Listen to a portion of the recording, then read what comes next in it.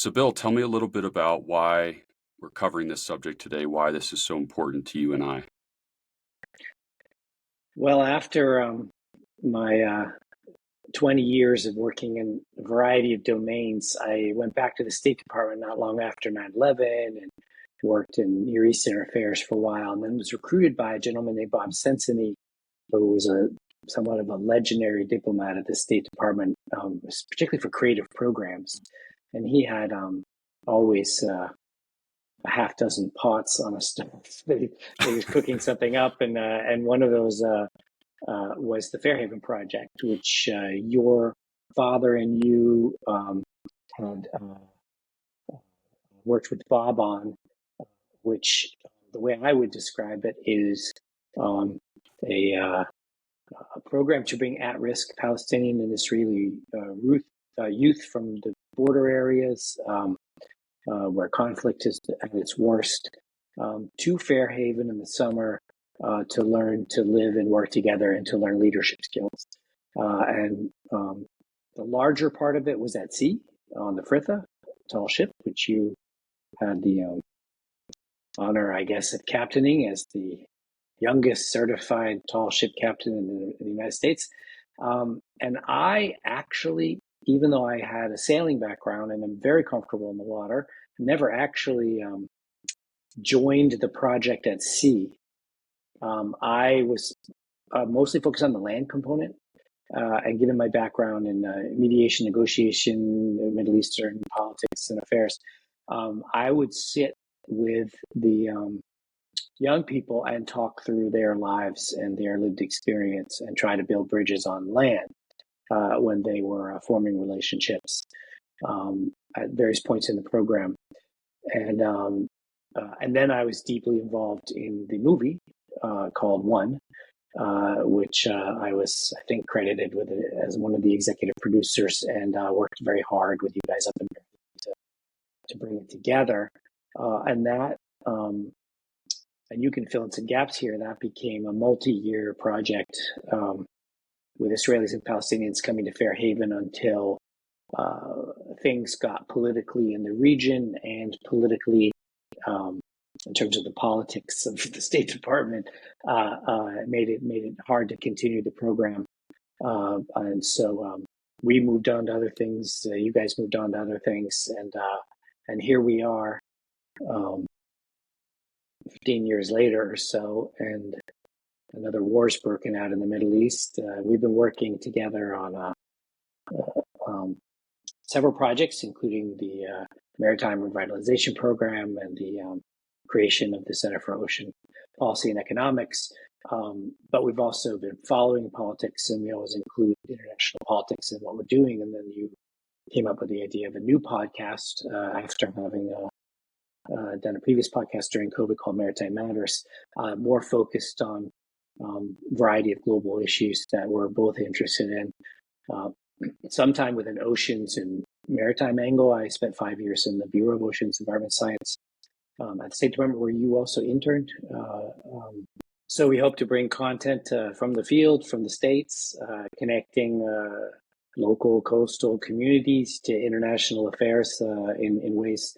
I also grew up in South Dartmouth, Massachusetts, just on the other side of New Bedford, from Fairhaven, so I have a deep appreciation of both the history of that area and the potential of that area, which, of course, you and your dad have been deeply involved in with the development of the school and local job opportunities and local research. So I'm looking forward to this opportunity and bringing in some of our people we both admire and others that will be, bringing in through other mechanisms, but since we work so much together in international affairs, and you have degrees, of course, from American University and GW, both universities that I've taught at and I'm teaching at, and international affairs, and I've also worked at a number of other schools. So I'm just looking forward to tackling issues of interest to our audience, and we hope over time, as people see these episodes, they'll contact us through various social media platforms and give us ideas and give us feedback on what you like. Yeah, I think I really wanted to dive into this issue of Gaza, Israel. It's nuanced, it's complicated. Everyone's sort of talking about it, but we bring to this particular subject sort of lived experience of dealing with the issue vis-a-vis a conflict resolution program, which I think is quite unique and a perspective that really is hard to come by. And it's hard to believe it's been 15 years since sort of the inception of that program. Recalling that at the time it was created, we were in a similar sort of situation of escalation between Israel and Palestine.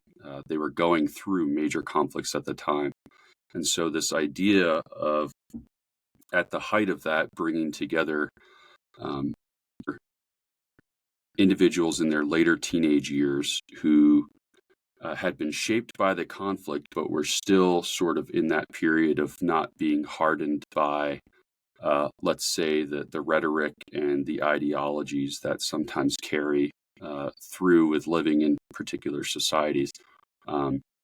So catching them at sort of that ripe decision-making age where really your opinions start to get shaped was unique. And I think I was very young at the time, but the capacity to see those individuals come together through the Fairhaven Project was really unique. I'm curious to kind of get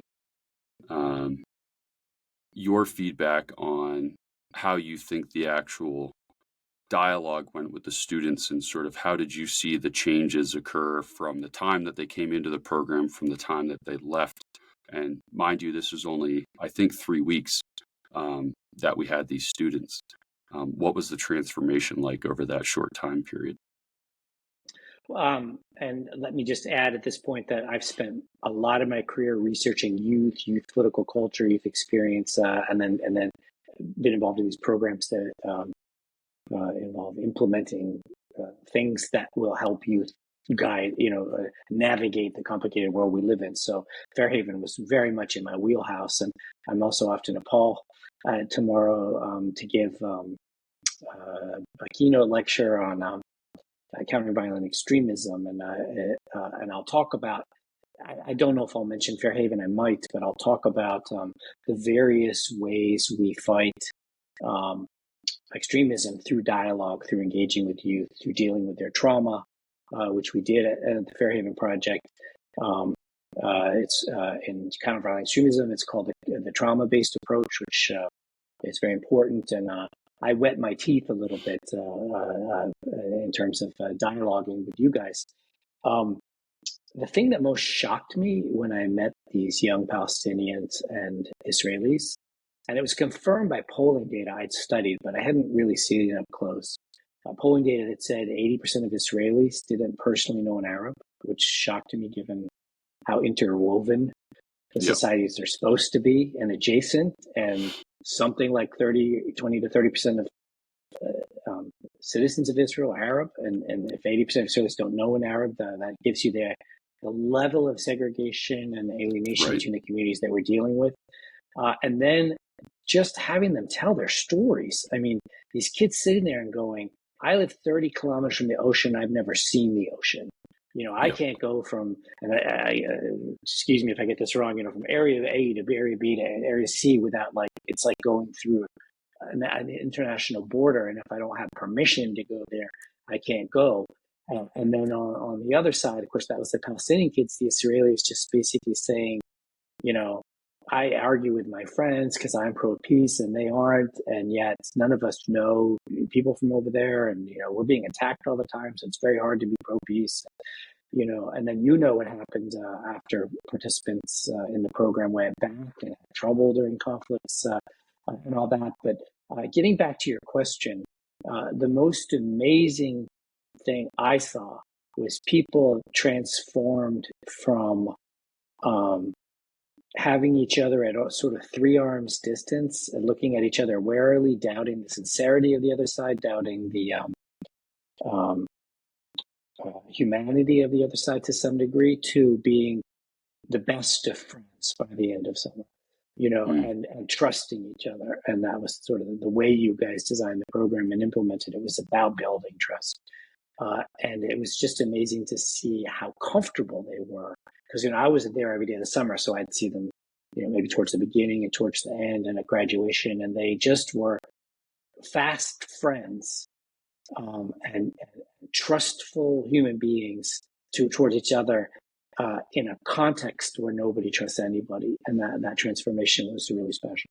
Now, how do you compare that observation to what's unfolding today? There's a clear, when you have individuals on a human to human level and a knowledge of one another, there's a clear opportunity for more bridging, more understanding, more tolerance for one another. Observing what you just said, that societies were so segregated, is that part of what contributed to the spilling out recently? Since that 15-year period, have things just become more segregated? Has it become more divided? How do you see the difference today versus 15 years ago? This may sound strange, but I'm going to say something a little bit maybe counterintuitive. The biggest interesting aspect to me of the October 7th massacre that triggered everything we're going through right now is that this was not only some kind of cultural event, trance, meditation, that, sort of not quite, what's the one in the Southwest called? The big music festival in the Southwest U.S. Yeah.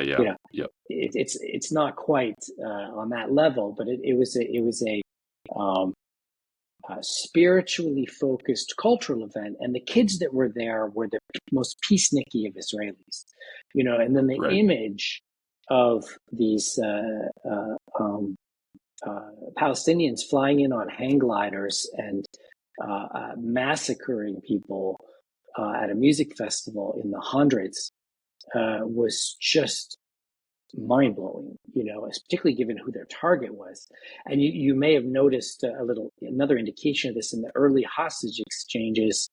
Some of the hostages were released really quickly, even without swaps by Hamas, because Hamas quickly figured out on the other Palestinian captors who the peaceniky Israelis were, and they let them go first. So there's that side of Israeli society we don't hear about much, but the general trend on the Israeli and Palestinian side is getting worse and worse year on year, more and more segregated year on year, more bigoted year on year, and it takes work to humanize others. It also takes work to dehumanize others. And there's been a lot of dehumanizing going on both sides of this conflict for years now, Right. to the point that a lot of people just don't care. Most Israelis and very, strong response Jewish Americans just don't want to hear that much about the 26,000 Palestinians that lost their lives. They want to hear about the 1,200. And most of the Palestinians and Arabs I know just don't want to hear about the 1,200. They want you to feel the pain of the 2,600. And that inability to feel the other side's pain, to empathize, to humanize, it's just getting worse and worse. And the international community is not helping, and we've seen versions of it on U.S. campuses, with the two sides going after each other, and we often frame it as a free speech issue. But it's more importantly, it's an empathy issue. It's a humanity issue. It's how are you going to deal with people you don't agree with and think you dislike? Because that's the culture you live in.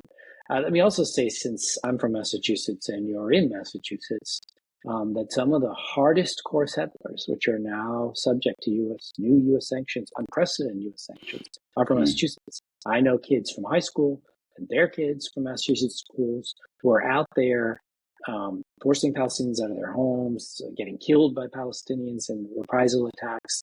I mean, the sort of front end of the settler activity in Israel, which is coming under more and more scrutiny by the U.S. government, is nasty. And a lot of it's out of New York and Boston, and a lot of it's built on bigotry. this idea that Arabs and Muslims can't possibly be trusted. Or on Mm. the other side, Israelis and Jews can't possibly be trusted. And what's the evidence? All the death and destruction.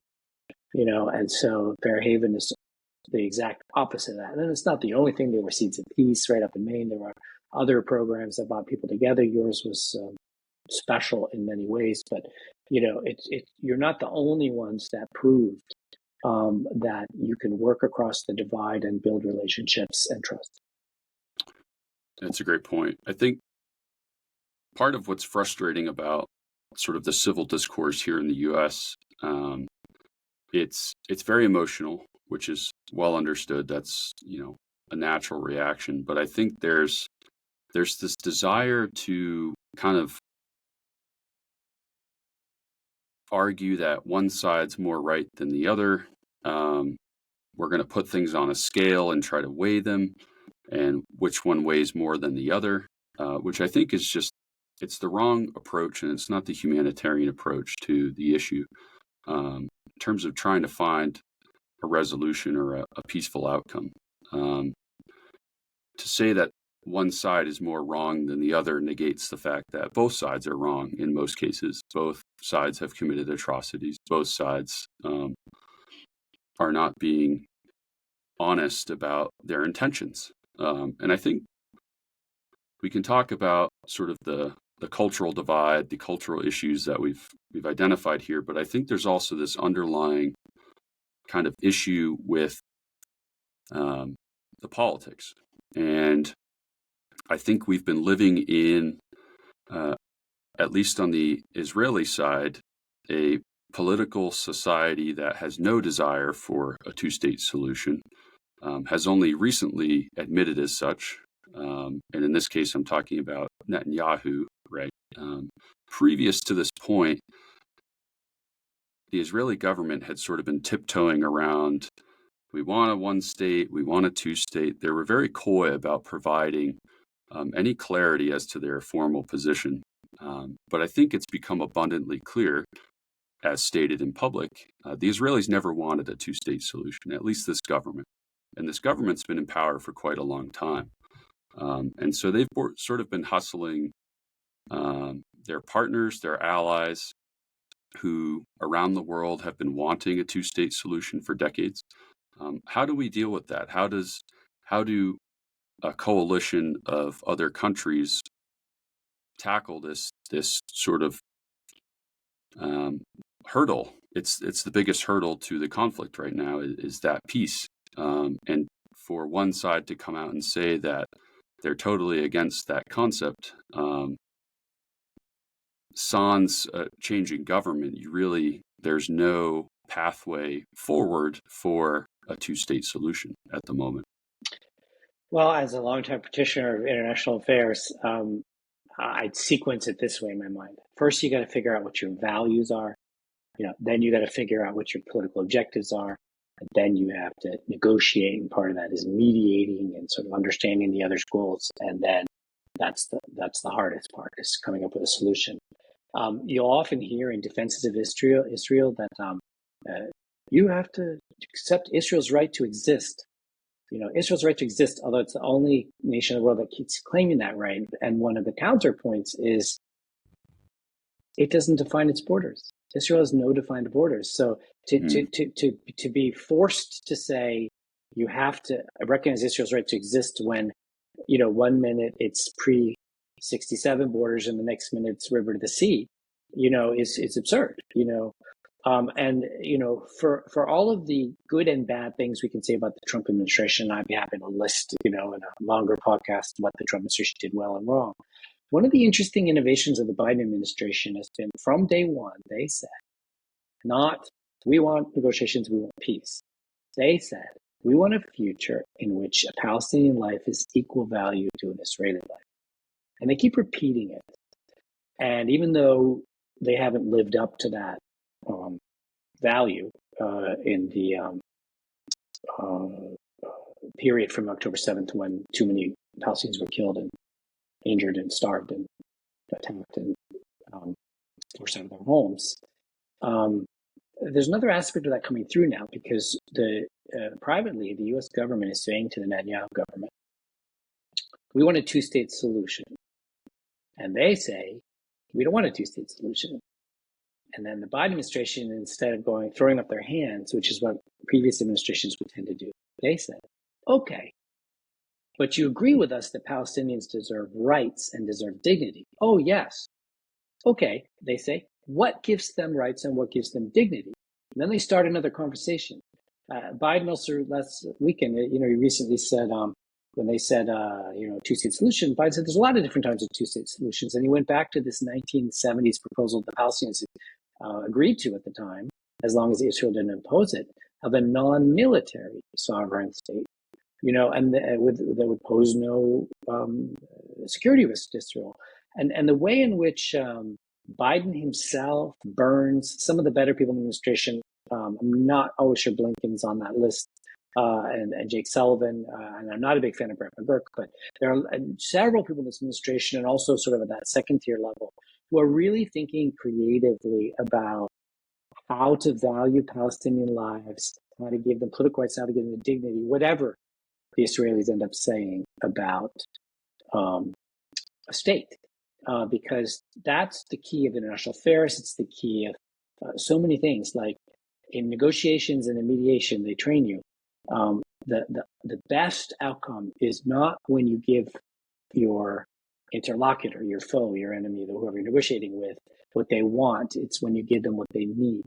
So you have to figure out what their needs are and how their needs line up with your needs, and then it goes back up to that values level. And if people's values and needs can be met, sometimes you can talk people into something other than what they came to the table wanting.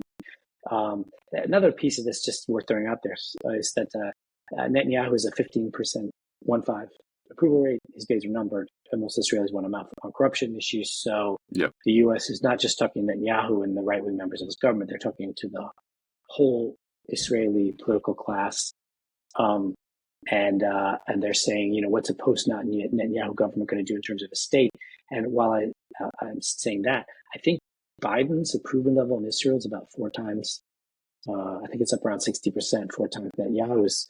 Biden could run as it is right now and win, which is surprising given how so many pro-Israeli Americans think Biden's terrible and he's too pro-Muslim, pro-Arab, all that stuff.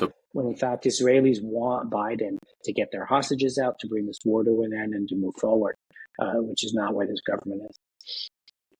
I think many Israeli Americans are pro-Netanyahu is the issue. Yeah.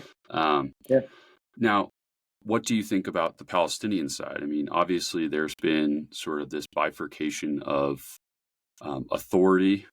There's been a lack of consolidated governance and political representation in Palestine, which is kind of what has allowed this Hamas to prop itself up through this power vacuum, through a lack of structure.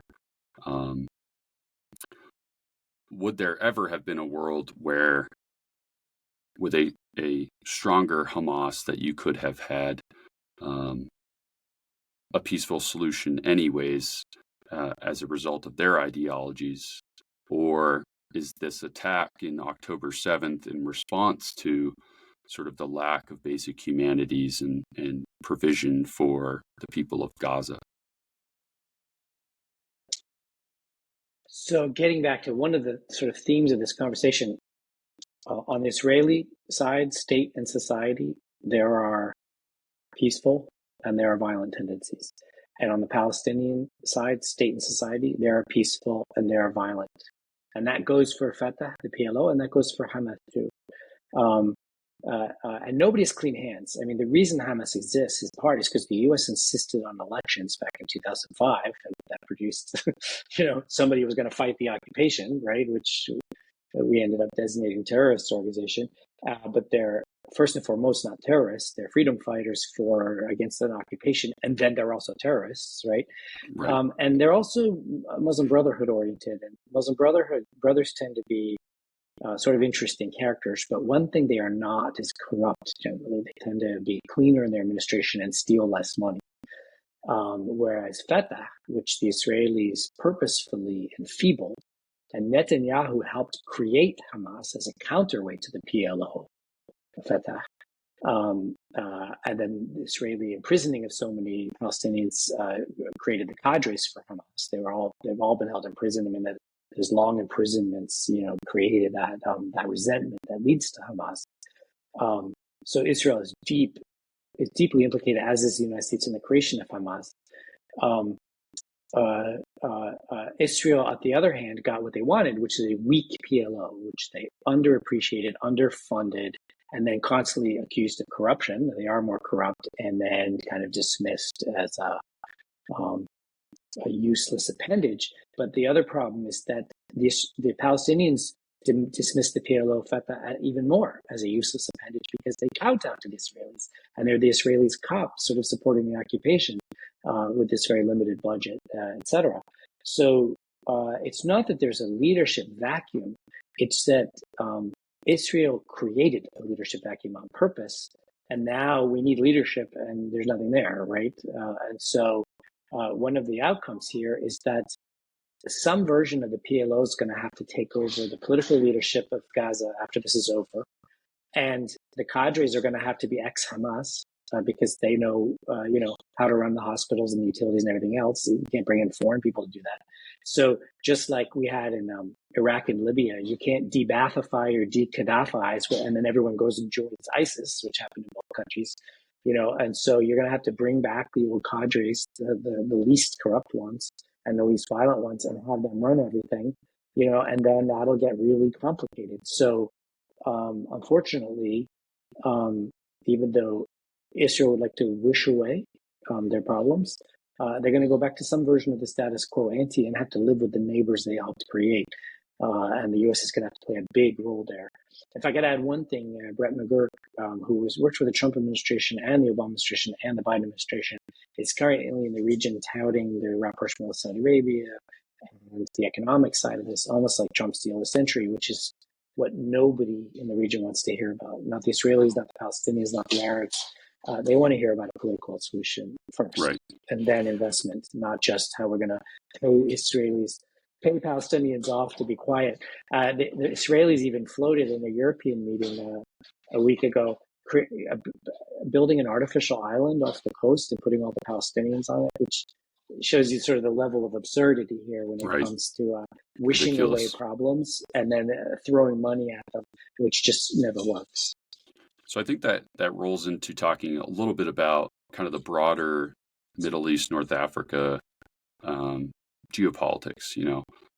We recently had a declaration by a group of Arab nations really vouching for the establishment of a Palestinian state as the solution to this problem, and that's sort of their expectation moving forward.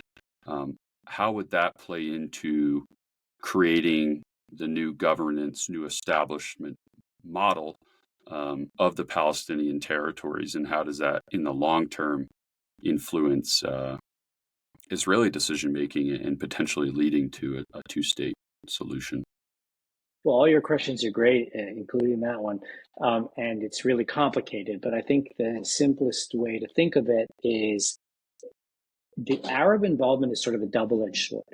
What the Israelis always wanted to do was have Egypt govern the south, Jordan govern the east, and then eventually just absorb all the Palestinians into their traditional countries, you know what I mean? And then Israel would get all the land. And so they would sort of turn to the Arabs and say, yeah, we'd like to work with you on this problem. And by the way, could you take these 7 million people?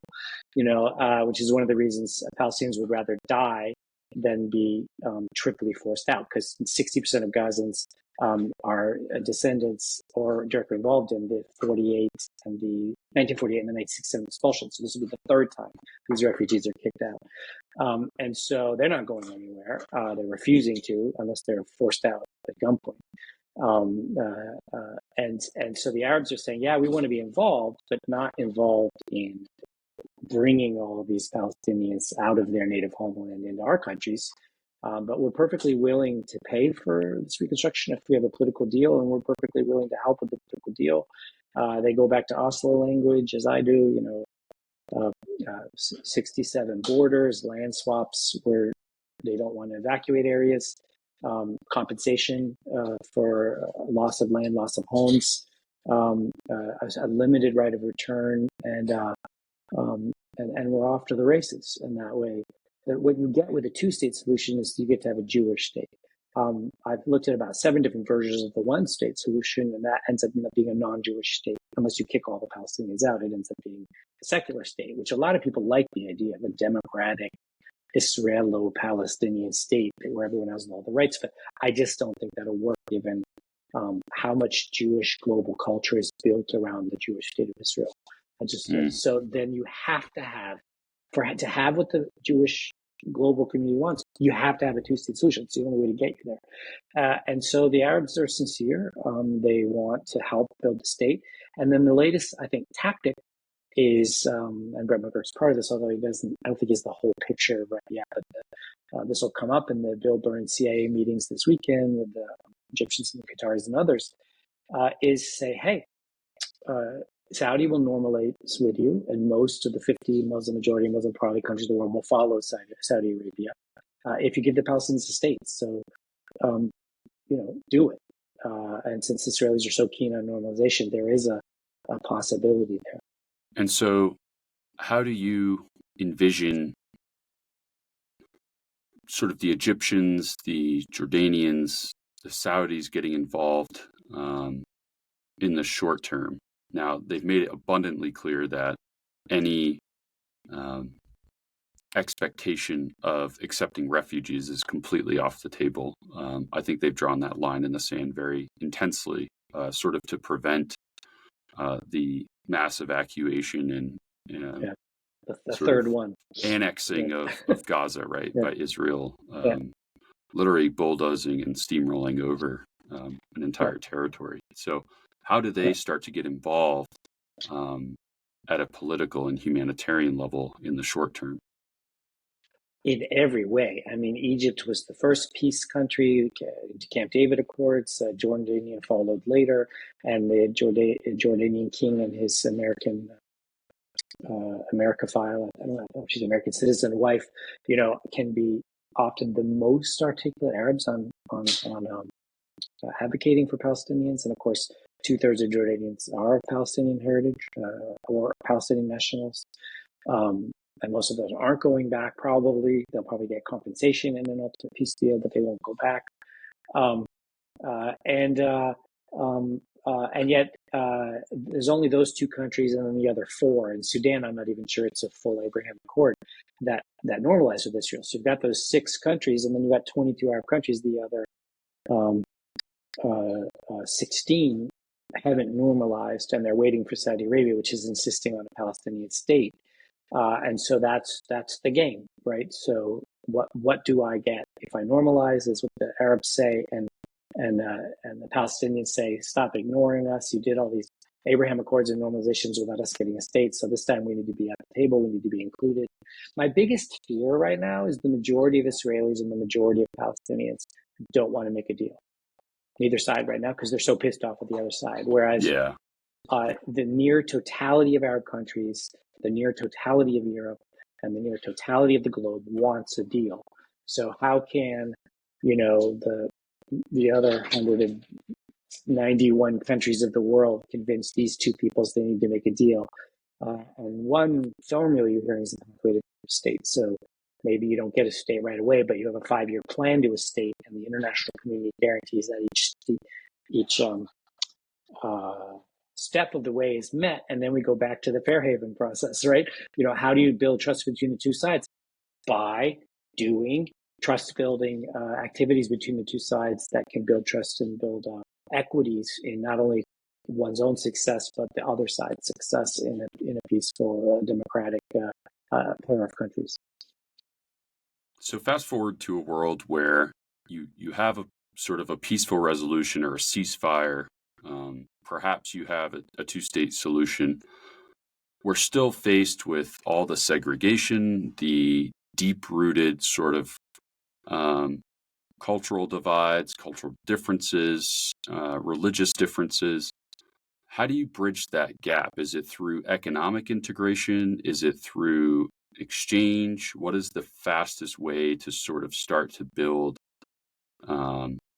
trust at a sort of a molecular, on a day-to-day level between these two countries. Doing it in every way you can and in every field. Getting like-minded people together, athletes, people interested in law, people interested in photography. And you can do all kinds of things. And then there are a number of formulas for national reconciliation and truth and reconciliation approaches like we had in South Africa, where, the goal is not throwing people in jail for breaking the law and massacring other people. The goal is, unless your hands are really, really bloody, really, really dirty from the years of conflict, your crimes will be excused if you come clean and participate fully in the society in a proper way. And South Africa was one of the few countries that succeeded. There are others that have tried and had various levels of success. Morocco, a country I followed very quickly, did a better job than Algeria, that I followed very closely. And then Algeria, another country I followed. Tunisia completely failed, which is one of the reasons their democratic transition failed. You do national reconciliation. You can do truth and justice and that kind of thing. I had the privilege of working on a program in Tunisia funded by the National Endowment for Democracy for an NGO I used to work for, where we had this really ambitious plan where we were going to get groups together in all these cities and come up with transitional justice programs, and then meet ministries and come up with action plans on civil mill relations, civilian military relations, security forces, and really ambitious. And when we started running our workshops, all every people wanted to do was just tell their stories of woe for hours, for days, for weeks, because no one had heard their pain. And it gets back to what I was saying earlier about trauma. And I think at the beginning, and related to that truth and reconciliation thing I was talking about, you just have to let people express their pain and feel the others. I mean, right now, 10 young Palestinians a day have their legs, one or two legs amputated. And you just multiply that out to hundreds of thousands of traumas happening right now, and trauma on the Israeli side. And so working through that trauma means starting with not solving problems, but just listening and validating, and then you work out from there. Well, I think that's all the time we have for today, but I'm excited to catch up with you again once you're in Nepal. That's going to be a fun one, and kind of hear about the work that you're doing there and touching upon the subjects that you're addressing. So exciting first episode. I think we dove into a complex subject here, and it was really great to hear your insights and the experiences that you've had. So, well, I really look forward to working with you. Congratulations to you and to me, I guess. And we're off to the races. This is, and hopefully we'll have 3 episodes in the bank within a week or so.